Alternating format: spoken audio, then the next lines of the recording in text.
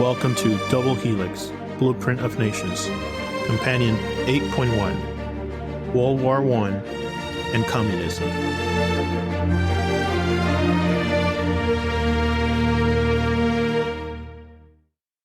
Welcome to another companion episode of Double Helix. This time, we'll talk about a pivotal event in the history of the world. It is, of course, World War I, or the Great War, as it was often called. It seems almost unfair to do a short episode on World War I, such a massive, wide-ranging conflict that changed the face of the world forever. However, we were talking about it during our episode on Lenin. It lurked in the background. It wasn't something that we went into a lot of detail, but it was a pivotal event in determining the fate of Russia and the fate of Lenin himself. World War I, which lasted from 1914 to 1918, began in a Europe that was in a tinderbox of nationalism, imperial ambitions, and entangled alliances. The assassination of Archduke Franz Ferdinand of Austria by a Serbian nationalist in June 1914 set off a chain reaction. Austria-Hungary's harsh response to Serbia activated a series of mutual defense alliances, pulling in the major European powers and their colonies into a global conflict. This was not just triggered by the assassination itself, but was the result of complex interlocking treaties and decades of diplomatic tension. The conflict split the world into two main factions: the Allies, including France, Britain, Russia, Japan, and later the United States, and the Central Powers, mainly Germany, Austria-Hungary, the Ottoman Empire, and Bulgaria. The war was fought on several fronts. The Western Front, which saw trench warfare that epitomized the brutal stalemate of the war. The Eastern Front, which was marked by more fluid but equally devastating engagements, and other fronts included battles in the Middle East, Africa, and Asia. Life in the trenches of the Western Front, where soldiers lived among the mud, rats, and incessant shelling, paints a stark picture of the war's grim reality.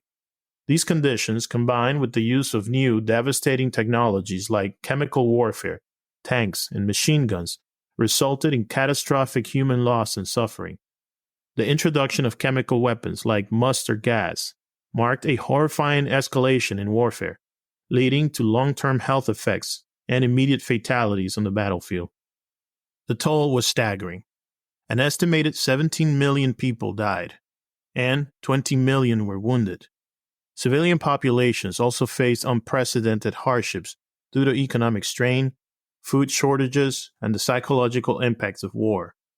The war concluded with the signing of several treaties, but most notably the Treaty of Versailles in 1919, which imposed heavy reparations and territorial losses on Germany.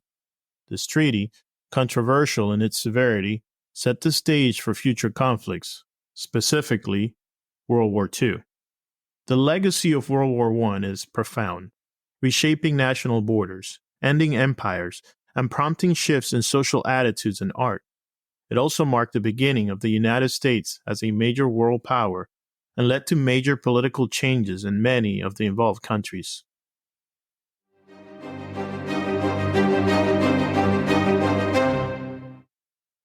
For the second part of this companion episode, we're going to talk about a topic that has shaped nations, fueled revolutions, and sparked intense debate throughout modern history: communism.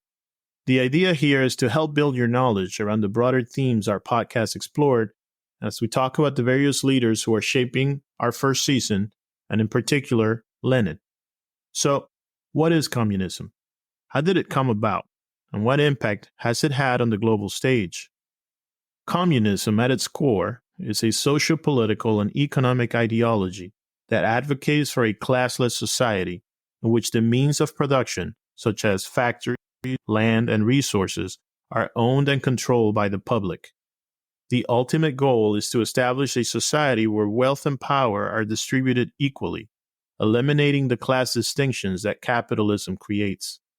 This ideology is rooted in the belief that the working class, or the proletariat, should rise up against the capitalist class, or the bourgeoisie, to dismantle capitalist systems and establish a communist society. Unlike capitalism, where private ownership and free market competition are central, communism emphasizes collective ownership and central planning. Socialism, often seen as a stepping stone to communism, shares similarities in advocating for public ownership, but it differs in its approach to state involvement in the transition process. The seeds of communism were sown long before the term itself was coined, with communal living and shared resources being part of human society for millennia. However, the ideology as we know it today began to take shape during the Industrial Revolution, a period that drastically transformed societies. The rapid industrialization and urbanization led to stark class divisions and widespread exploitation of the working class.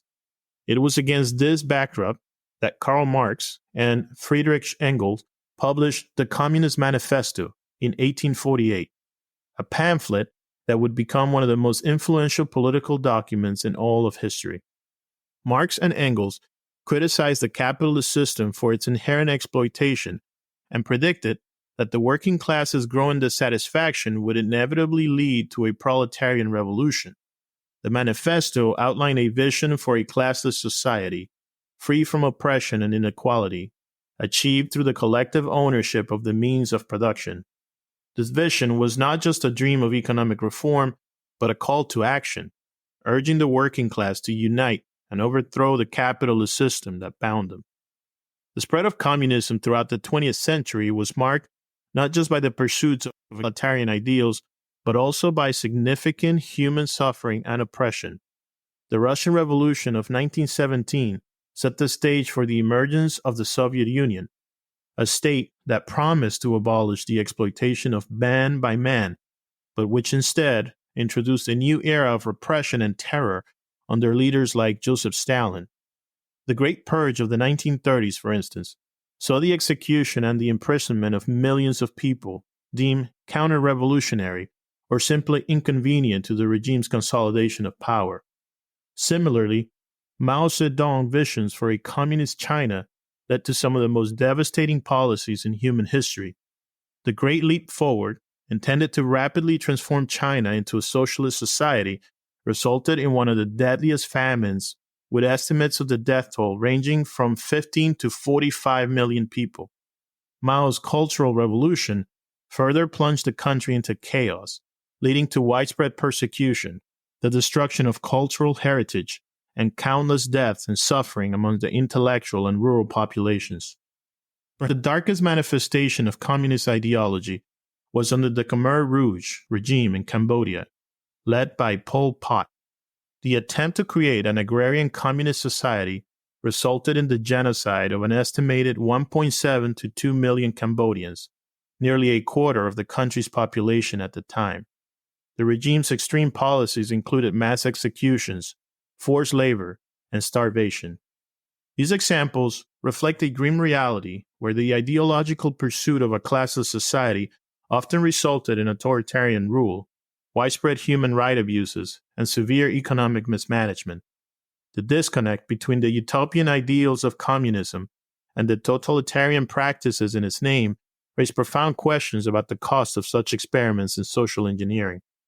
The impact of these regimes extends beyond the immense loss of life and hardship. It has left deep scars in the national psyche of the affected countries and continues to influence global politics and perceptions of communism. In the countries where it was adopted, communism had a profound impact on various aspects of society. One of the most notable achievements was the improvement of social welfare. Communist governments often prioritized universal education, healthcare, and the women's rights, leading to significant advancements in literacy rate, life expectancy, and gender equality. These were great gains, especially in regions where such basic services were previously inaccessible to the majority of the population. However, the implementation of communism also forced significant challenges. One of the most contentious issues was the lack of political freedoms. A single-party rule became a common feature of communist states, suppressing dissent and limiting democratic participation, not to mention the murder of millions of citizens in the pursuit of ideological perfection. Economic inefficiencies and shortages were also prevalent, as central planning struggles to meet the needs and the desires of the population. Moreover, the pursuit of a classless society sometimes leads to severe human rights violations, which include forced labor camps, purges, famines, and all of the things which mar the legacy of communism as a practice. The fall of the Soviet Union in 1991 marked a significant turning point, leading to the collapse or transformation of communist regimes around the world. In countries like China and Vietnam, communist parties remain in power, but they shifted towards incorporating elements of market economics, resulting in significant economic growth and development. Despite all of the challenges, the ideology of communism continues to influence political thought and movements around the globe.